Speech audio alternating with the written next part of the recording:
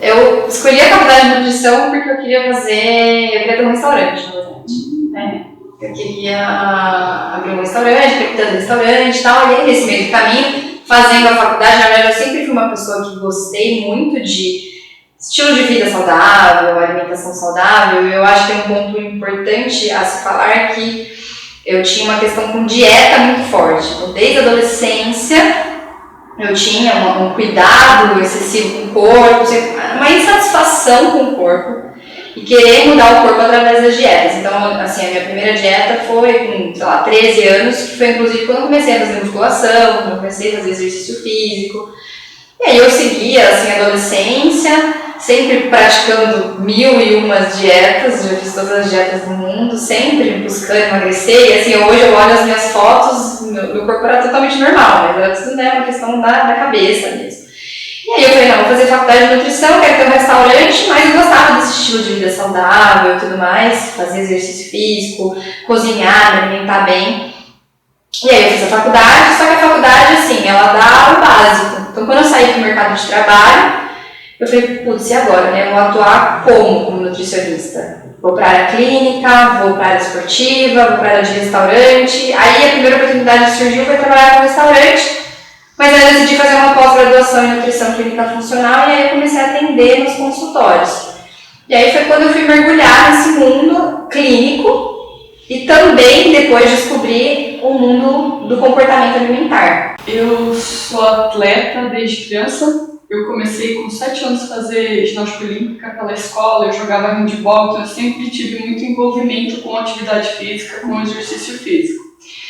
E conforme foi chegando aquela época de o que você vai fazer da sua vida, eu pensava, não sabia se eu ia para a área de química, se eu fiquei entre química, entre fazer uma faculdade de psicologia, porque é uma área que eu também gostava muito, já pesquisava, já lia sobre antes da faculdade, e fisioterapia, né? Aí a vida foi tomando um rumo, como eu gosto muito de trabalhar com exercício, eu vi aí uma saída, mas na época que eu entrei para fazer fisioterapia, eu entrei para trabalhar com cardiorrespiratório. Então a minha grande paixão era toda a ventilação mecânica, entender dessa parte cardíaca, que foi parte da minha faculdade praticamente inteira, meu TCC foi tudo focado em UTI e respiração, ventilação mecânica. E de repente, no meio de tudo isso, na época de decidir muito estágio, eu perdi meu irmão no UTI. Com um problema assim, ele simplesmente faleceu e aí a minha vida mudou, deu um 360. Eu comecei a perceber que talvez o meu caminho seria trabalhar com reabilitação e com exercício antes de chegar na UTI. E aí eu comecei a pegar gosto por isso, eu comecei a ativar em mim, né, aquela coisa que eu tinha de fazer exercício, porque eu fiquei no período da faculdade, alguns anos parada, sem me exercitar, sem olhar para isso com dedicação. E aí eu comecei a perceber que todo o processo de envelhecimento, ele se torna muito sofrido quando a gente esquece de cuidar do corpo. Quando a gente esquece de fazer exercício, assim, você quer ter um bem-estar, qualidade de vida para envelhecer, atividade física, alimentação são pilares, né? Então eu comecei a olhar para isso com um cuidado maior. Aí eu montei, na verdade eu entrei para trabalhar junto numa clínica que chamava Corpo Alissano. E dali eu virei dono dessa clínica, eu alugava uma sala, depois eu virei dono dessa clínica e ali começou a nascer esse lance, assim, eu comecei a perceber o quanto é importante o movimento para o corpo. E depois de perceber esse movimento do corpo, eu comecei a perceber como é importante tratar o corpo e a mente, porque um determina o outro. E foi assim que eu fui evoluindo. Então eu fui trabalhando com exercício, com mente, com o corpo, porque eu percebi que às vezes eu vencia. O corpo ali estava fácil de recuperar, mas a mente não permitia essa recuperação. E aí eu comecei a trabalhar com a mente e o corpo, aí eu consegui um caminho de equilíbrio aí, nessa trajetória. Foi assim que meu início foi assim. Mas me conta um pouco, como que você ativou, como que você viu e você desenvolveu essa paixão por cuidar de alimentação e cuidar da alimentação das pessoas? Vamos lá, então na verdade foi por mim, assim, a minha grande paixão, a virada de chave e eu ter clareza de que, nossa, é isso que eu quero fazer pro resto da minha vida, não foi muito recente, inclusive. Quando eu saí da faculdade, nós nutricionistas saímos da faculdade, eu falo que a gente sai como dietistas. E e eu fui entender que eu não era uma dietista lá na frente, quando eu comecei a passar por algumas dificuldades na alimentação. Eu falo que eu sou o maior case de sucesso da minha trajetória profissional, porque eu tive uma questão emocional com a comida e eu não sabia lidar com aquilo porque eu não aprendi na faculdade a lidar com o comer emocional e eu tive que me aprofundar, tive que buscar ferramentas. E eu fui entender que a relação que a gente tem com a alimentação, ela vai muito mais do que você ter um cardápio na sua mão sabendo o que você tem que comer. E a gente sai da faculdade fazendo isso, né? Calculando dieta. Quando você começa a lidar com o ser humano, você começa a ver que o ser humano tem toda uma complexidade por trás da alimentação. E eu vi isso por mim, porque eu, lá num certo momento em que eu estava já formada como nutricionista, pós-graduada, eu tinha todas as ferramentas, eu tinha 1000 congressos e eu comecei ali a me ver totalmente desequilibrada na alimentação, com episódios de compulsão alimentar, e não sabendo lidar com aquilo. Na verdade, eu nem sabia que eu estava tendo compulsão alimentar, porque eu não sabia nem como me diagnosticar, vamos dizer assim, né? Identificar o comportamento. Só que eu sabia que não estava normal, que não era normal. E assim, essa busca pela minha própria transformação e pela libertação desse sofrimento que eu estava passando, eu comecei a me aprofundar na área de comportamento alimentar. E ao mesmo tempo, né, eu acredito muito lei da atração, né, o universo começa a trazer os sinais do tipo, ó, você tá no caminho certo. E algumas mulheres começaram a aparecer e elas tinham as mesmas coisas que eu tava passando, a dificuldade de se olhar no espelho, a dificuldade de se exercitar, porque tinham essa insatisfação, inclusive, com o corpo, a parte da alimentação, do comer emocional. E eu falei, caramba, eu preciso de ferramentas para lidar com esse público, porque pelo jeito existe uma demanda e depois da pandemia, inclusive, a demanda só aumentou. Mas aí eu fui descobrindo através da minha vivência dificultosa com a alimentação, com as emoções, a buscar ferramentas para conseguir cuidar dessas pessoas, principalmente mulheres, que é o público que eu trabalho hoje predominantemente, 90% do meu público é mulher. Mas se fosse pegar um trecho da minha história e dissesse, não, esse foi o período mais importante que me fez ter a certeza de que é com isso que eu quero trabalhar. É através da minha vivência e eu ter de fato me transformado através das ferramentas que eu busquei, principalmente a ferramenta que hoje eu trabalho fortemente, que é o Mindful Eating, que vem, né, de toda essa mudança de mentalidade, de não dieta, que vem dessa busca das pessoas aprenderem a escutar o próprio corpo, de comer de forma mais intuitiva, entendendo as necessidades e limites do corpo, e não baseado em dietas restritivas, em padrões, em terrorismos nutricionais. Então foi eu vivendo tudo isso e aplicando em outras pessoas e vendo essas pessoas se transformar, que eu falei, caramba, é com isso que eu quero trabalhar o resto da minha vida. Entendi. Muito interessante. Então, assim, não, dieta restritiva não é o que você pratica. Não. O que você pratica é um comportamento, o desenvolvimento de comportamentos saudáveis. Isso. Na verdade, não existe nem dieta.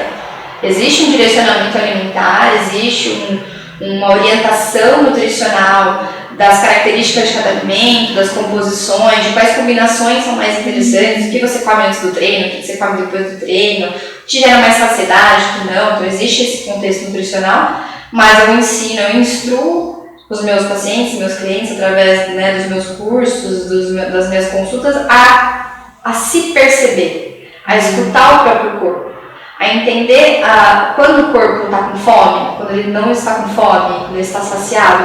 Então, como eu começo a comer e em que momento eu já estou saciada e eu paro de comer. E como lidar com esse parar de comer e deixar a comida no prato, por exemplo. Porque daí vem pensamentos de desperdício, por exemplo, né? Vem emoções. Então, basicamente, a minha atuação hoje como não só nutricionista, mas instrutora de Mindful Eating, é ensinar as pessoas a escutar o corpo, mas também a aprender a lidar com os pensamentos que estão envolvidos com a alimentação. A gente fala sobre pensamentos sabotadores, né, o tempo todo, então é sobre isso, e as emoções. Então a gente chama isso de triângulo da consciência.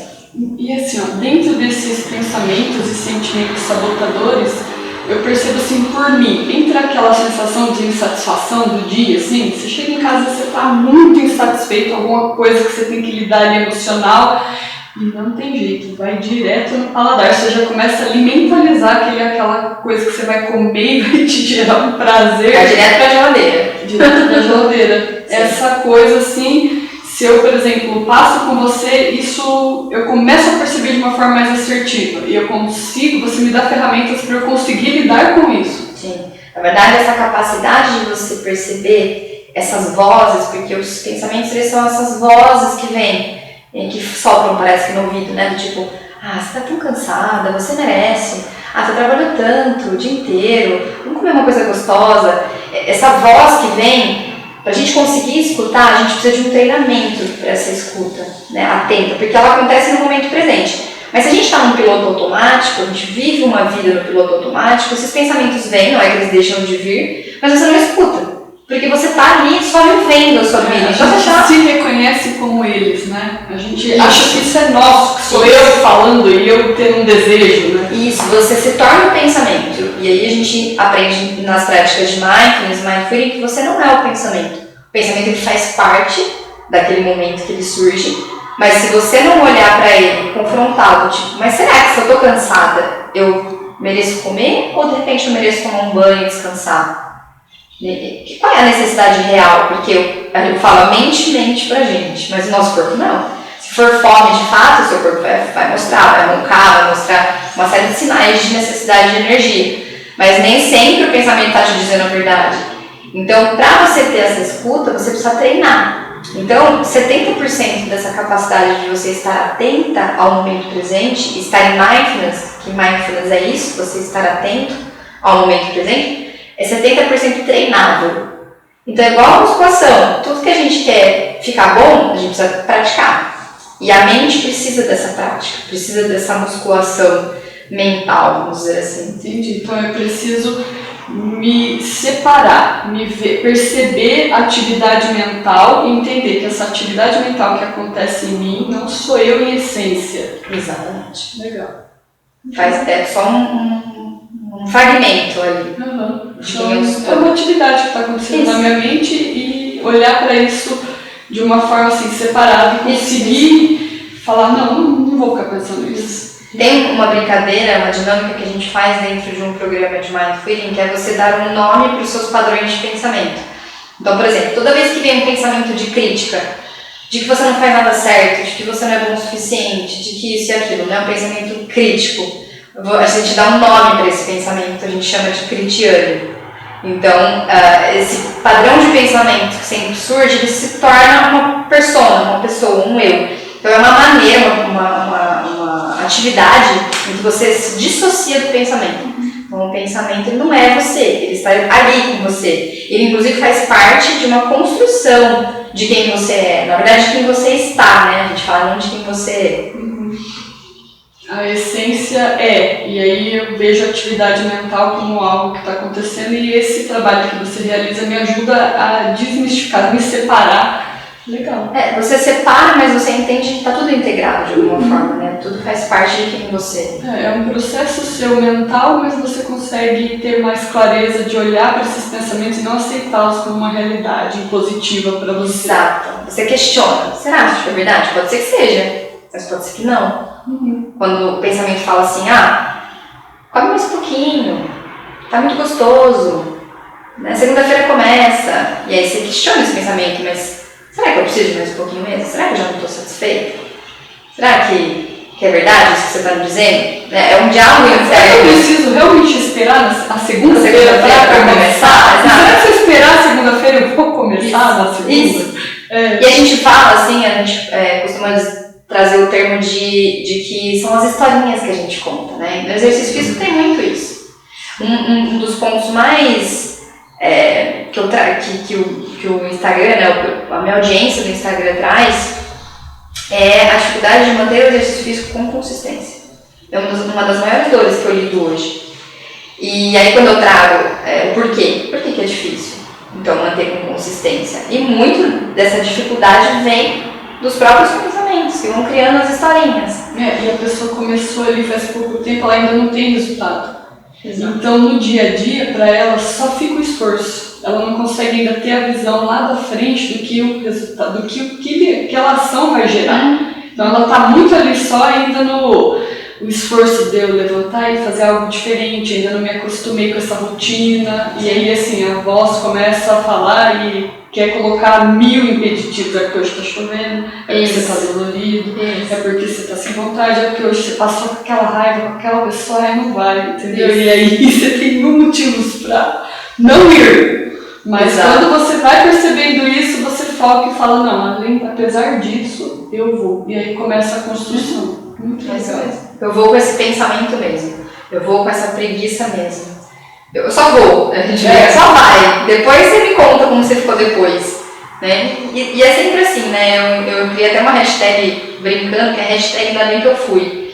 Porque nem sempre a gente vai querer ir, nem sempre a gente vai com uma energia máxima. Um prazer de ir, né? Mas quando a gente termina, a gente sente. Volta pra casa com prazer, né? Exato. Da missão cumprida, da superação. Da superação. E da endorfina no corpo, né? Aí tem a ajuda dos hormônios que o próprio exercício liberou, o relaxamento que o exercício promoveu, e aí volta pra casa num. Ainda bem que eu fui.